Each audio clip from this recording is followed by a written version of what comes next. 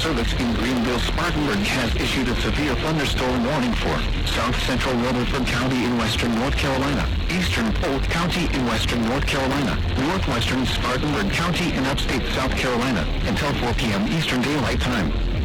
At 3:22 p.m. Eastern Daylight Time, a severe thunderstorm was located 7 miles southeast of Columbus, or 5 miles east of Landrum, moving north at 20 miles per hour.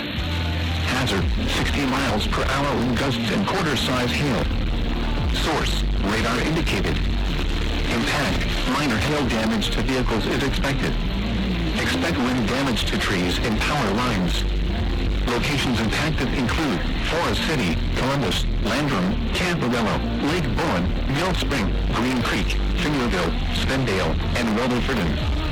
For your protection, move to an interior room on the lowest floor of the building. Please report damaging winds, hail, or flooding to the National Weather Service by calling toll-free 1-800-267-8101 or by posting on our Facebook page or tweet it using hashtag NWSGSP.